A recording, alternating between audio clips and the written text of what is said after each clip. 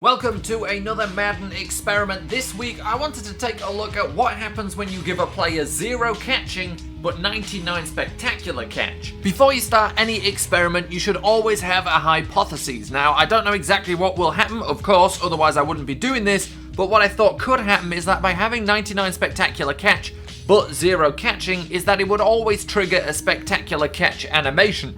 However, it's also very likely that the 0 catching overrides everything else and all we see is a bunch of drop passes. So first we have to run some control tests, and the only possible problem with these could be that all the receivers are different heights, but except for that, they're pretty much identical.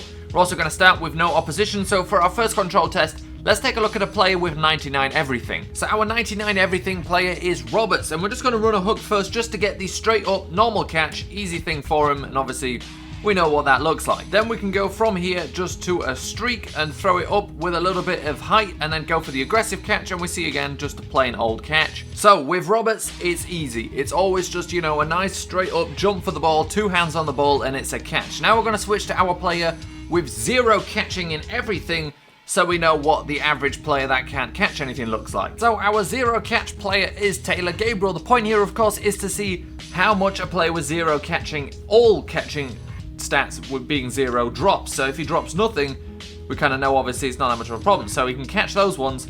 It's pretty easy for him even with 0 catching. Now the intention was always to go with opposition. It's just we wanted to take a look first, and there finally we see a drop. But what we can see is not many drops, which means this could actually speak favorably for the spectacular catch animation being triggered more regularly. So now let's take a look at a player with 99 catching but no spectacular catch. So Mohamed Sanu is going to be our man with the 99 catching but 0 spectacular catch, and we just see a catch. What else did we expect to see? Get in the end zone. Spectacular catches of course come in when you are being covered and you've got to make a one-handed catch or something. We're seeing all the same stuff here. We will see something different against simple man coverage will play. But now let's take a look at Julio Jones, who has 99 spectacular catch, 0 catching. So here we go, Jones now on the field. Let's see just a straight normal pass. Of course, we're not expecting to see anything there. And the final defenderless test is just throwing one here into the end zone, triggering that aggressive catch, and we see a drop. So we'll try that again, see if he'll catch one this time.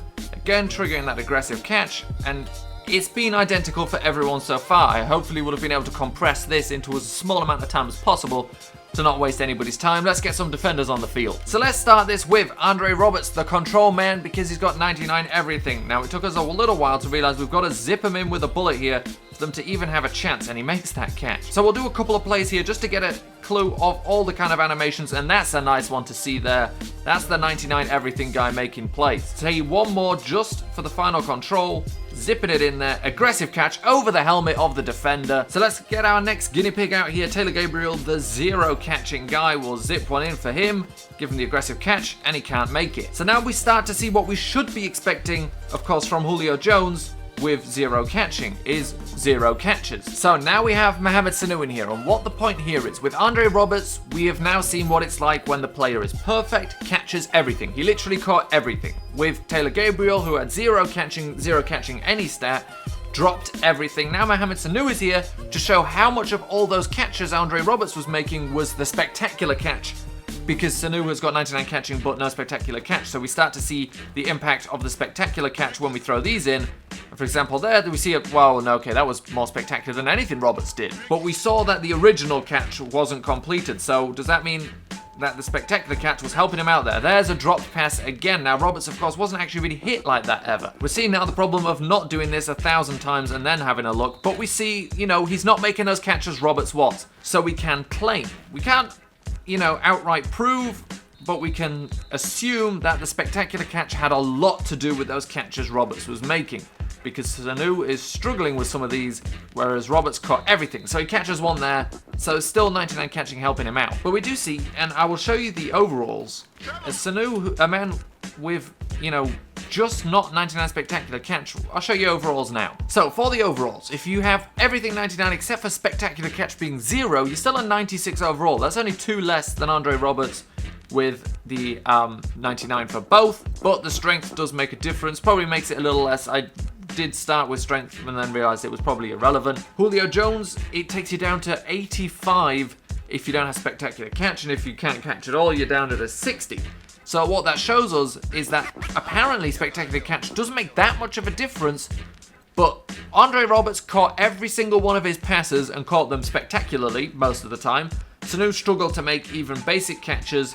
So now let's take a look at the final part. Julio Jones, 0 catching, but 99 spectacular catch. And before we switch, we'll just take one final look at Sanu again, just to see what he can do, and straight up catch touchdown. So now, Julio Jones, this is of course the big one. This is the one I am most interested to see. Zip one in, aggressive catch, cannot catch it. I am worried that, basically, it's just going to be no catches ever, except for when the animation gets triggered. And that could be the thing. That could be the useful part of this test. If spectacular catch animations are triggered, he makes a catch. If it's just a normal catch, so what we'll do is we'll force him to have to play against the defender here, put one up there, that'll be a spectacular catch, and he catches the ball. So we see now spectacular catch and regular catch are two completely different things. If we force him to make a spectacular catch, he can make that. Look at that. That is actually very, very, very interesting. So what we've learned here, if you didn't already know it, is that spectacular catch and catch, spectacular catch doesn't add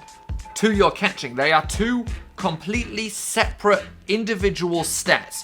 Catching is what affects when you are making a clean catch on the ball. If the ball hits you in the hands and you really just, the defender is close, but not close enough to have an impact on the ball. Spectacular catch is that it's complete separate own catching stat for when you're being tightly covered and you need to make a spectacular catch. It's not catching plus spectacular catch. It's, if it's just a catch, we'll show Zip there. He can't make that catch because it's pretty regular. But if we now force him into a spectacular catch animation by forcing the ball up, making him jump for it, he'll make that catch because he has 99 spectacular catching. So I think that pretty much as we could hope, proves the fact that spectacular catch and catch just don't have anything to do with each other. Normal catches are made. When it comes to jumping catches, he can't make them. For Julio Jones, cannot make a normal catch to save his life, can make every single jumping catch as if he's got 99 catching, but he doesn't. He has 99 spectacular catching. And I, at least for myself, find that to be very interesting and a pretty interesting insight into how stats actually work on this game. You would figure they help each other. You thought that 99, you could have, 80 catching and 85 spectacular catching, and you would be better at making those catches, those spectacular catches, those hard contested catches, than if you had 60 catching and 85 spectacular catching. But that is not the case. It doesn't matter what your catching is, it's about spectacular catch. Just like if you have, 80 catching but 25 spectacular catching, that's not going to affect your normal catches whatsoever, and it's not going to help you make those normal catches even if you had 75 spectacular catching. They just don't touch each other whatsoever. Of course, what I would be interested to see now is because all of these guys had 99 catch in traffic, what kind of difference that makes and whether that is an individual stat or whether what I would expect catch in traffic being a slider. So if you have 99 catch in traffic, once you're in traffic, you still have 99 whatever catch. However, if you've got 80 catch in traffic and you're now in traffic, I would assume that shrinks your catching statistic by, that 20% or whatever. That is what I would expect, but that would be another experiment on its own. I hope you were interested in what I ended up finding out here. I don't know if this was already, known knowledge. If it is, I've only wasted, your time, my time. I learned something new. So for me, this is great. I'm really happy with what I found out, and I'm glad an experiment went successfully.